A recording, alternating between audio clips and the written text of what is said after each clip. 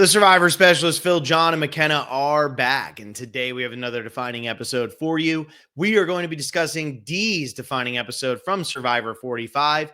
It is episode number 11. This game rips your heart out, and it is when she makes her winning move in the game where she gets Emily voted out of the game with Julie playing her idol and takes all the information that Austin gives her and uses it against him. And this, to me, is why I keep ranking Dee as the number one winner of the new era. I think this move is just so good. And I think this episode really highlights her relationships with everybody on this season and why she's ultimately able to get so much information from everybody and why she's able to make this happen. So shows the socials, shows the strategic. I'm excited to dive into this one. Our maybe last winner for this series. We think it is. We don't know. We think it is. We'll find out. Who knows? We'll eventually. Find out in a few December. Yeah. I was not excited to watch Dee play again just for the fact of she's won the game already. I want to see other people who haven't won the game again. And then I watched this episode and I'm like, yeah, okay. So I feel like this series is an entire series about really kind of seeing why these players are on season 50 and kind of re-falling in love with them, which is a really great journey to go on. And so I'm excited to see Dee again because of how her brain works and how she can maintain relationships while still using the relationships against each other. Mm-hmm. I after watching it, this is the first time I've revisited season 45 since we watched it live, and boy, oh boy, Dee is just a spectacular Survivor player. Yeah. What she is able to do in this episode is incredible, and it makes me so excited that we actually have the potential of having her on our TV screens for the next 10 months straight, with her being on the challenge. Mm-hmm. So I know, Phil, you don't want to talk about the challenge, but however, Dee's coming back for that, and we're getting a lot of Dee this year, and it's going to be fantastic because the way she is able to navigate conversations, navigate relationships, utilize her relationships to gain information to the point where everyone knows how she got the information and they just don't care because she's so damn good about it. Yeah. I mean, this episode starts off with her and Austin on the beach talking to each other, having that relationship moment. Obviously, we're watching this now knowing that that doesn't work out, that they're not still together or anything like that. But it's the idea that like that ever could be a possibility, right? Like it's the idea that Dee has this charm about her that relates to Austin in that way, relates to Mama J in a totally different way, relates to Katura in a totally different way. Like Dee is truly one of those types of people who can get along with anybody. And that's going to be on display in this season because there's a lot of different types of personalities on this season. Yeah. And that's so dangerous to have around, being able to navigate everybody. I think she's similar to Kenzie in that way, where Kenzie was having a lot of, deep, meaningful relationships with a bunch of people. So I'm really excited with the winner status to then have all these relationships. Is she going to be able to let that go? Like, are people going to be able to let the winner go and focus on their relationships and think like, oh, Sandra, we bring her to the end, she's not going to win because she's a winner. And then we see Dee as another 2-time winner. I think a lot of people might go into this season and just forget Dee's a winner. Not because she is not a magnificent winner, because she absolutely is. I agree, Phil. She's the best winner of the new era. But because I think she has that type of charismatic personality and connects with people so well that people just won't care. I think this is a person who, if she gets through the first vote or two, could be very, very dangerous in this game because she makes it so close. I think that segment at the beginning of this episode where we get the Rob and Amber comparisons and everything, and Dee's talking about how 26 days is like 6 months on the island and how deep the relationship goes, I think it really shows how Dee can relate to people because she takes that time and can build relationships that feel like they've lasted so much longer than they actually are. She feels it herself, but she also makes other people feel that way too. And then she turns around though And she's so cutthroat in such a subtle way that she's willing to take that relationship that she has with Austin and say, not best for my game. Austin shouldn't have told me what he told me. I now need to go do what's best for my game. And I'm going to tell Mama J because I don't want her to go home. And Julie then is able to play that idol, save herself. And Dee is able to say at the end, I played you for a fool, Austin. I really did. In this moment, I played you for a fool and I got you to believe and eat up everything that I was saying. And I took the information you gave me and I used it to my benefit to beat you 5-3 right now. And better yet, she has the foresight to know she still has to write Julie's name down in this vote. Too. Yeah. That is one of the most, I think it's one of the most underrated things about this entire move, because it's very much framed throughout the episode that she is going to, I believe even when she tells Julie the plan, she says, we are going to write Emily's name down. Mm-hmm. That's the original thing. Yeah. And then they go off in the woods and she's like, no, wait, I'm going to vote against you. Then we can play it off as we're fighting, because then they can get two sides of plans and figure out what to do for the next vote while working together still. Because by Dee doing this, there can be the doubt in people's minds of, was she tipped off? How would Julie know this was coming? Whatever. But there's nobody to know that the tip off happened. Yeah. And why is Julie going after Emily of all people, right? Like, Emily's kind of threatening, and obviously Emily blows up her game at the beginning of this episode, which we're going to be talking about Emily in a couple episodes here, and we're going to be talking about the previous episode to this one, which is when she does blindside Bruce. But like, it feels like, okay, if she's going after Emily, anybody could have told her this information, or she might have just played it smart and figured it out and said, I'm going to get Emily out of here because she's the one who could potentially blow up our alliance or prove to be the real swing vote. At this point, everybody kind of knows Jake's all over the place and nobody was really worried about Katurah getting to the end and beating them. So it's an interesting spot. And Dee just understanding that dynamic and realizing like this has to be a 6-1 pile on vote is great. Yeah. And also she does slip up in a sense too, where she says, Austin's my number one. Don't vote for him. Don't go emotional. And it's like, is that emotional for you? Yeah, because that's another one of your numbers. Austin's not really helping Julie because Austin wants Julie out. And then also at the same time, if Julie does write down Austin's name, then Dee's in hot water because then Drew knows that Austin told Dee and now Dee told Julie and Austin's out of the game. Yeah. And there are so many opportunities in this episode for it to get out that Dee spilled the beans. There's even speculation about it because of the way that Julie plays it. But the way Dee plays in response to that is what makes it so that people are still questioning it after this. And quite frankly, not even questioning it. They just kind of accept the fact that Julie figured it out. Yeah. And I mean, Drew asked Austin that, like, did you tell Dee? And Austin was like, yeah, I told Dee.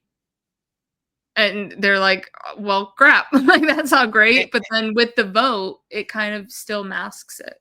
And Austin's like, I swear she didn't tell Julie. And that's enough for Drew and Austin to believe. Like, Drew believes Austin because Austin believes Dee. And up to this point, why would there be any reason not to believe in Dee? Why would you not trust her? It doesn't make any sense. So I think that she's going to have an issue with pulling off something similar to this on this season, right? Like, she's coming in, she's got a huge target on her back. People know her game. But I think she's got that disarming personality where you could say, oh, Dee, that's so silly. Okay, that's fine. And I think it's going to get people. Like, I still think that there's a couple people that she can get with this. It's not going to be to this level. I know people are like, oh, Austin was a simp. It's like, Austin wasn't. Like, Austin's playing the game. He almost wins over her. And he does what he thinks is the right thing. He can't know the confessionals that Dee is giving. He can't understand that. Like, everybody who's, a couch playing Survivor player thinks that they know everything. Austin has no reason to doubt Dee, and she plays this so smoothly. John, you brought up the one thing, though. That is really the only problem here, is that she almost gets Austin voted out of the game. And she's very lucky that Julie doesn't go that way, because Julie's still more concerned about protecting Dee in this scenario too. If Julie votes out Austin in this moment, season 45 might be one of the best seasons of all time. It's still a great season, but if that happens, it's not even because of Austin. It's just because of the shitstorm that would have happened after Austin going home here, of it being like Dee stuck her neck out for Julie and Julie did this anyway. Emily is still in the game. It's a mess at that point. But I think that's also what makes Dee so impressive here, is that despite the fact that Julie straight up says the best thing we can do is take out Austin to separate him and Drew, and she still goes along with Dee's plan to get rid of Emily. That is a testament to their relationship and how much of a hold they had together, even if Julie is questioning a little bit because of what Dee says about Austin. Like, is she going to pick Austin over me? But she still goes with what Dee wants because she thinks going with Dee is more advantageous for her game rather than getting Austin out. Mm-hmm. And she knows at this point, right, it'd be a 4-2. Like, you have the numbers here, so you can think about still getting back with Austin and Drew. You know that, like, Dee has the relationship with Austin, and you know that Dee's also got your best interest in mind, truly, with Julie. Even though, Julie goes next? Or does Julie go at 5? I forget. Drew goes next, doesn't she? Drew goes next? Yeah. Gotcha. I think what's interesting here also is we see it in Katura's voting confessional. Who's she blaming if it doesn't work? It's not Dee, it's Austin. Right? And I think that's the big thing, is like Dee had it in such a position where she almost couldn't lose at this vote, because if something went wrong, everyone was blaming Austin anyways. Yeah. Yeah. She just positioned herself in such a way where she could provide this information and not get blamed for providing the information, because the person who provided it to her is the person who's going to get blamed for it. Yeah, that's a good point. Like, Austin would have been the one who had to take the fall for all of this, and she would have just been able to say, guys, Austin told me and I didn't want Julie to go. He should have never told me. Yeah, exactly. I think she just plays all of her relationships so perfectly, and I feel she is a really great balance of social and strategic, and we really got from the editors a look into her social game and a look into her strategic game in this episode as well. Yeah. And I think it's like kind of unassuming, right, with her at this point, because up to this point, we really hadn't seen Dee do anything massive. And I think that's why, again, when I talk about her being the best winner of the new era, a lot of people are like, what did she really do, though? She got an alliance and that's all she had to do. That's the best way to play Survivor, in my opinion. Like, if you get a dominant alliance, like, it's why I consider Kim to be a better winner than Mike. Like, Kim gets the dominant alliance and dominates, and nobody ever turns on her. And that's the other thing. In this episode, they're thinking about turning on Julie, but they're never thinking about actually turning on Dee. Yeah. Dee's always still got at least a little bit of a pull. And I know, like, then you talk about it Final 5 when Dee survives because Katura just comes and tells her. It's like, but again, it's this fact of people feel so comfortable and loyal to Dee. That's Dee's skill. That's not everybody else being stupid. No, I think one of the hardest things that anyone in the Survivor 50 cast is going to have is pulling one over on Dee, because Dee just will have her feelers out there, and someone will likely be close enough to her to tip her off at every single moment. Yeah. And I think Dee has, I'm going to bring it into this podcast too, something like what Parvati has, where Jerry makes a quote of, whatever she's got going on, can we bottle it and sell it? So, like, Dee has that aura around her that just, like, gets you to like them, gets you to laugh, have fun, and just want to keep them around. And that's a really big asset when she's coming in as one of the 2 asterisk winners of the new era. Yeah. So what else is there really to gain from this? Because we've been trying to hit like 20 minutes with all of these, and we've talked about, Dee's strategic move and what she's done. Is there anything to be concerned about after watching this episode? I know when we just talked about Chrissy, we talked about how that episode really showed off her flaws as well. Or did Dee really just play like a flawless game and you can't really have any complaints? Like, what do you think about that? The fact that Austin gives her information here is obviously a boon. Nobody else was going to, though. That's true.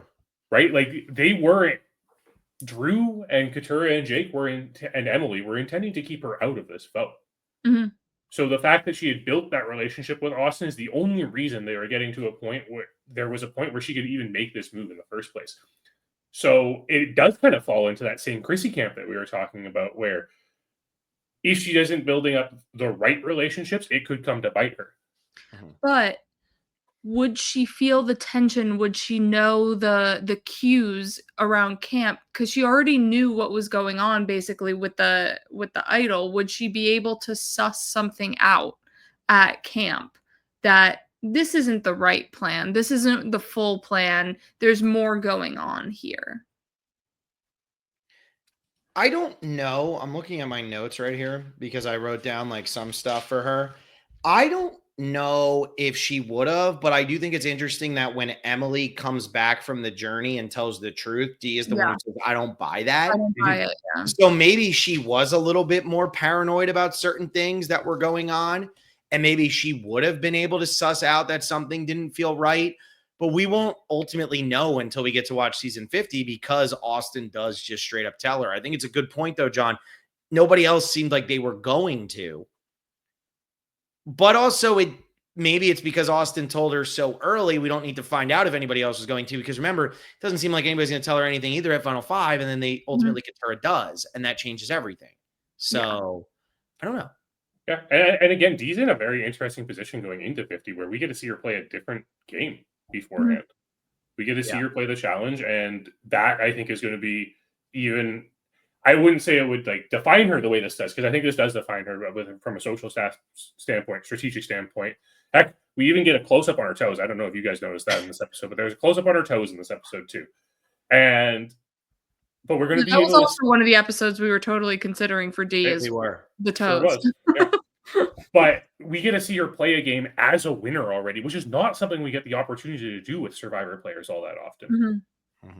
So it's going to be interesting seeing her navigate a totally different game that I think is going to utilize a lot of her skill set, and especially her social skill set, because the challenge is so much about your social capital that it's going to be interesting to see how she can navigate that game coming in with a target on her back, but also having people who are larger.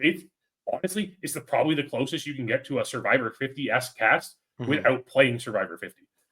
I also wonder if telling Julie that Austin is her number one was like a slip of the tongue, and is a moment like that gonna happen again? Like, could she just be rattling off and saying something and say something that she shouldn't, because that spooked Julie a little bit. She still ultimately worked with Dee, but at the same time she could have been like, I wanted to be your number one and I thought I was your number one. Is it a slip of the tongue, or is it a strategic dropping of information from Dee as a bit of like an intimidation tactic? That's kind of more how I read it, where it's like, I'm saving you. The only reason you are going to be in this game is because I'm telling you this information. Don't screw me with it. Yeah. I mean, that's a good way to look at it too. And I feel like Julie and Dee have good enough a relationship there that why should Julie ever want to turn on Dee? Right.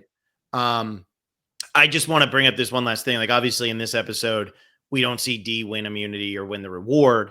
However, Dee is so good at challenges. And John, like you're talking about with challenge and all of that, like she is a very strong competitor. With the potential for these 2 tribal councils per episode thing, I don't see why you'd want to vote Dee out early. I understand that she's a winner and you don't necessarily want to let her get running. But also, I feel like you have to keep her early on because she's just too good at the challenges to dump early, and maybe you try to use her as a shield. But you can't. The thing is, Dee is so good at having little bits here and there with every single person that you can't let her get with too many people, or you could end up shooting yourself in the foot. If everybody's using her as a shield, that means somebody's got to go home other than her, and that could be you. So yeah, Dee's one of those players who will greatly benefit from if the public voted for a tri swap or not. Yeah, you get the tri swap, she's in good shape. But yeah, for sure. All right, well, we're going to be diving into season 37 next. We're finally into David versus Goliath. I know people have probably been like, what the hell? And we're going to be starting off with Mike White. We're going to be talking about Jackets and Eggs, which is episode number 5, the Natalie boot, which some of you might have thought we were going to do for Angelina. but actually we're going to do Angelina's as a different one later on down the line. So we'll be starting off here with episode number 5, Mike White's episode. And yeah, 37 is going to be fun. We still have 3 of those people left. We still have Rick Devens, and then obviously Jonathan and Emily. So Emily will be coming after we do Mike White's episode.